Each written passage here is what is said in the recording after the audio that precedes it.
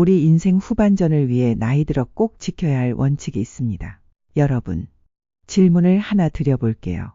지금 여러분 나이에서 100세까지 남은 시간이 얼마나 될까요?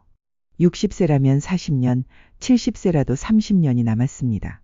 우리 자녀들이 태어나서 대학을 졸업할 때까지의 시간보다도 더 긴 시간이 우리 앞에 펼쳐져 있는 거예요. 오늘은 이 긴 여정을 어떻게 지혜롭게 살아갈지 반드시 해야 할 3가지와 절대 하지 말아야 할 3가지에 대해 이야기해 보겠습니다. 최근에 액티브 시니어라는 말을 많이 들어보셨죠? 나를 찾고 나를 위해 액티브, 활발하게 생활하는 시니어요. 이건 단순한 유행이 아닙니다. 60대 이후 나이에 또 다른 출발선에 선 분들이 늘어나고 있다는 시대적 흐름이에요. 여러분, 5년 전만 해도 챗GPT라는 게 있을 거라고 생각하셨나요? 지금 젊은 사람들은 인공지능과 대화하면서 살고 있어요. 세상이 이렇게 빠르게 변하는데 우리가 변화를 멈춘다면 어떻게 될까요? 제가 아는 한 분은 70세에 스마트폰을 배우기 시작했어요. 처음엔 이런 걸 왜 배워야 하나 하셨는데 지금은 손자와 영상통화하고 인터넷으로 쇼핑도 하시고 카카오톡으로 친구들과 소통하며 하루하루가 즐겁다고 하세요. 복지관 프로그램에 참여하시는 것도 좋고 스터디 모임에 나가는 것도 좋습니다. 사이버 대학이라는 것도 있어요. 젊은 세대와 대화할 기회를 늘려보세요. 그들의 세상을 이해하면 우리도 더 넓은 세상에서 살아갈 수 있습니다. 변화를 받아들이고 벽을 치지 말고 즐겨보자는 겁니다. 다른 시니어에게 가르쳐 줄 수 있고 그것으로 세상과 소통하는 또 다른 창구가 될 수도 있어요. 2번째는 진짜 부자가 되는 법에 대한 거예요. 얼마 전에 만난 한 어르신 이야기를 들려드릴게요. 그분은 누군가 힘들어하면 제일 먼저 알아차리시고 어떻게 도와줄까? 라고 물어보세요. 자신의 작은 성취도 소중히 여기시고 다른 사람의 성공도 진심으로 축하해 주세요. 이런 분 주변에는 사람들이 모여들 수밖에 없죠. 관심에는 2가지가 있어요. 나 자신에 대한 관심과 타인에 대한 관심이요. 내가 얼마나 괜찮은 사람인지, 내가 가진 좋은 것들이 무엇인지 알고 동시에 다른 사람들이 언제 도움이 필요한지 알아채는 눈을 가진 분들이 진정한 어른이 됩니다. 3번째 말씀드릴 건 관계가 좋은 부부 이야기예요. 40년 이상 행복하게 산 부부들을 연구해보니 재미있는 공통점들이 있더라고요. 이런 부부들은 절대로 이혼해 라는 말을 하지 않아요. 말이 씨가 된다는 걸 아시기 때문이죠. 서로를 무시하거나 욕설하는 일도 없고요. 대신 애정 표현을 꼭 해주시고 밖에서는 꼭 손을 잡고 다니시고요. 밖에서도 배우자를 자랑스럽게 이야기하고 괜찮아, 그럴 수 있어 같은 포용의 말을 자주 써요. 전에 이런 얘기를 들은 적이 있어요. 아내가 실수로 신호를 잘못 봐서 운전하다 실수할 뻔했다는 거예요. 누가 봐도 아내 잘못이었는데 남편은 그 말을 듣고 1초도 망설이지 않았어요. 뭐 그런 신호등이 다 있어. 이런 부부 어떠세요? 우리는 서로 더 아껴줘야 해요. 한 할머니가 그러더라고요.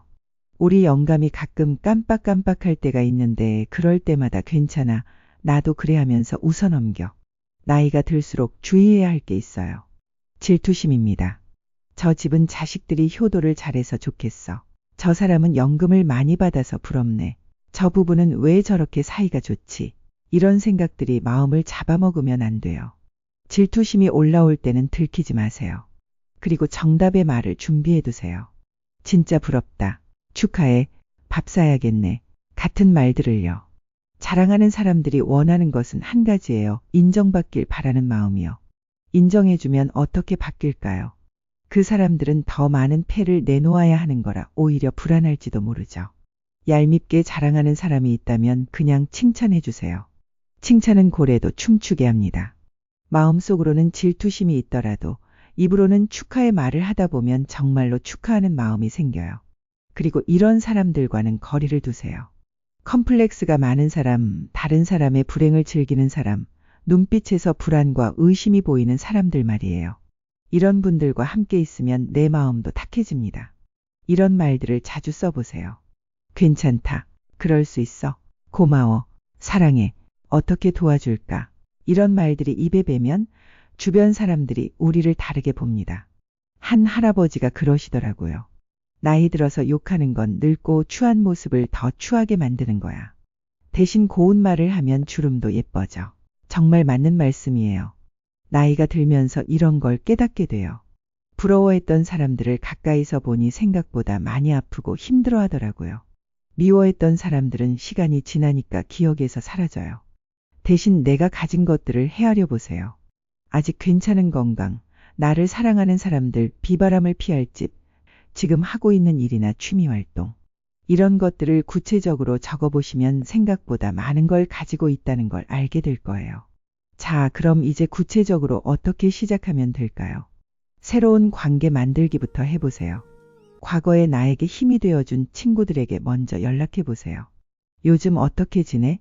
하는 안부 인사부터 시작하면 돼요. 복지관을 적극 활용하세요. 거기 가면 나와 비슷한 관심사를 가진 분들을 많이 만날 수 있어요. 프로그램도 다양하고 새로운 취미도 찾을 수 있고요. 감사 리스트를 만들어 보세요. 공책에 내가 가진 소소한 것들을 적어보는 거예요. 이제는 누구 눈치 보지 말고 나만의 시간과 공간을 정해서 나만의 기쁨을 만들어 보세요. 남은 인생 동안 무엇이 가장 기쁘고 즐거울지에 대한 공간을 하나 꼭 만드시길 바랍니다.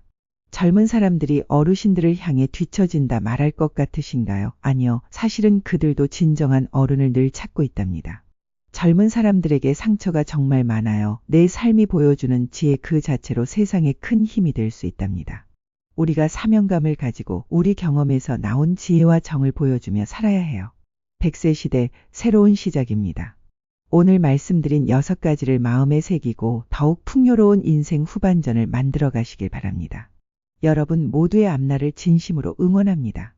감사합니다.